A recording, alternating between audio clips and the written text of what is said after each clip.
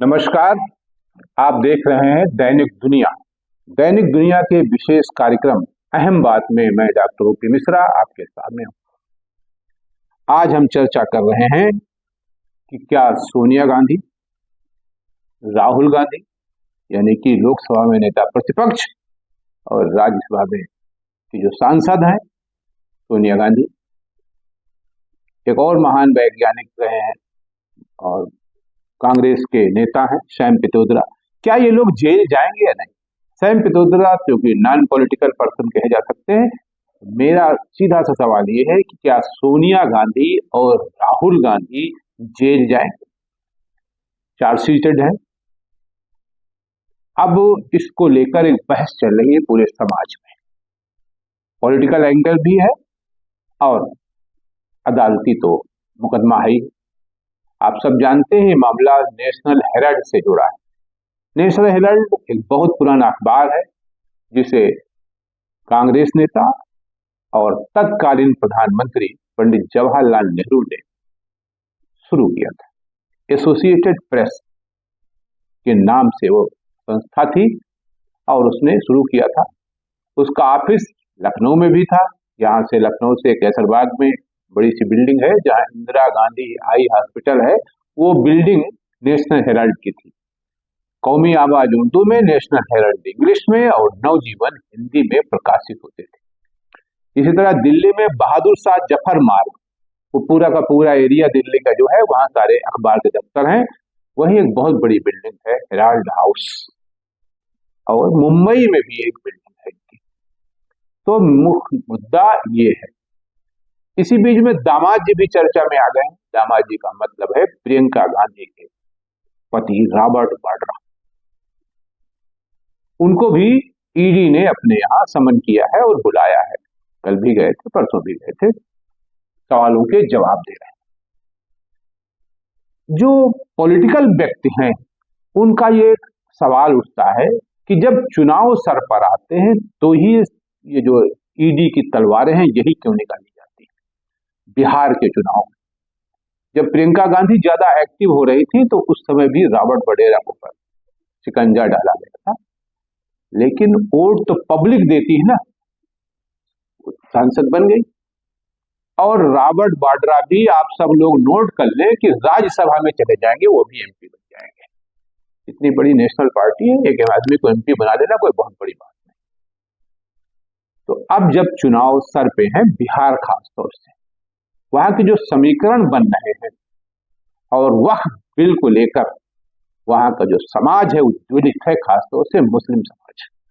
ऐसा नहीं कि मुस्लिम समाज नीतीश कुमार जी को वोट नहीं देता है, वो भी देता है, लेकिन इस समय के जो सर्कमस्टांसेज हैं वो बता रहे हैं कि मुस्लिम वोट उनको नहीं जा रहा है। इस बात को लेकर बहुत ज्यादा परेशानी है।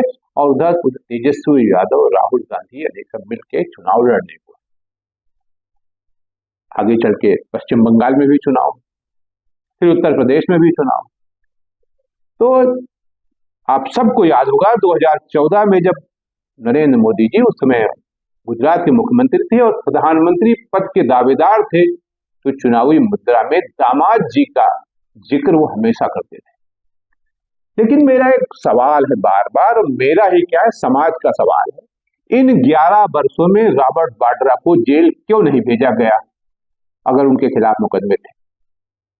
या ये लोग राहुल गांधी और सोनिया गांधी एक लंबे अरसे से ये केस चलाया जा रहा है, तो अब तक जेल क्यों नहीं भेजा जा रहा है? सिर्फ पॉलिटिकल स्टंट है क्या? और इस तरह आप, मेरा अपना मानना है एक पॉलिटिकल एनालिसिस्ट की हैसियत से, कि आप राहुल गांधी और सोनिया गांधी का पॉलिटिकल ग्राफ बढ़ा रहे हैं, डाउन नहीं हो रहा, डाउन आप हो रहे हैं। और लोग समझ रहे हैं कि बदले की भावना से कार्रवाई हुई। कल ही ले लीजिए, बृहस्पतिवार के दिन पूरे हिंदुस्तान में कांग्रेस के लोग सड़कों पर उतरे थे। और कल के जो जिस तरह का धरना प्रदर्शन था वो बताता है कि अब वो कांग्रेस नहीं रही। कांग्रेस के अंदर जो आंदोलन हुआ उसमें जोश था, होश में जोश था, लोग आंदोलित थे। विपक्ष भी आहिस्ता आहिस्ता एकजुट हो रहा है। ममता बनर्जी को भी पश्चिम बंगाल से कहना पड़ा कि यही वो समय है कि इंडिया गठबंधन के लोग सामने आ जाए। ये ठीक है, भारतीय जनता पार्टी के लोग ये कहेंगे कानून अपना काम कर रहा है, मेरा इसमें कोई दोष नहीं है और ईडी पे और मेरा कोई दबाव नहीं। भाई कानून राहुल गांधी और सोनिया गांधी पे ही काम करता है, प्रफुल्ल पटेल पर नहीं करता है, अजीत पवार पर नहीं करता है, एकनाथ शिंदे पर नहीं करता है। उन पर भी तो करना चाहिए, लेकिन वो चूंकि आग के पास आ गए हैं इसलिए ऊपर काम नहीं कर रहा। विश्वस्त सूत्रों से प्राप्त जानकारी के अनुसार गोरखपुर में जिस हाथा पर ईडी ने छापा मारा था वो भी 2-4-10 दिन के अंदर दूध के धुले साबित हो जाएंगे, क्योंकि वहां भी लोग लगे हैं भारतीय जनता पार्टी में शामिल हो जाएंगे। उनकी विचारधारा भारतीय जनता पार्टी से मैच खाए ना खाए वो सब अलग बात है, लेकिन अपने को बचाए रखने के लिए, अपने को बनाए रखने के लिए उसके साथ शामिल हो जाएंगे। तो ये सब जो आईडी, ईडी या इस तरह के जो इनकम टैक्स है, पुलिस है, इस तरह की जो ये खेल सत्तारूढ़ दल कर रहा है, इसलिए उसके लिए नुकसानदेह शामिल होगा, क्योंकि एजेंसियों का बेजा इस्तेमाल कर रहे हैं अपने पॉलिटिकल प्रतिद्वंदी को समाप्त करने के लिए। तो ये बहस आगे भी बढ़ेगी, जगह जगह आंदोलन होंगे, धरना प्रदर्शन होंगे और जेल तो नहीं जाएंगे, ये आप जान लीजिए। ये बात केंद्र सरकार भी जानती है, नरेंद्र मोदी जी भी जानते हैं, अमित शाह भी जानते हैं। जेल भेजेगी भी नहीं। आप सबको याद होगा इंदिरा गांधी का वो दौर, शायद 15 दिन के लिए जेल गई थी, पूरी सरकार पलट गई थी उसके बाद। तो कहीं ऐसा न हो जाए, इसलिए ईडी को ईडी के रूप में काम करने दीजिए। केंद्र सरकार अपना अस्त्र बनाकर काम न करे तो बेहतर रहेगा। आज के लिए इतना ही, नमस्कार।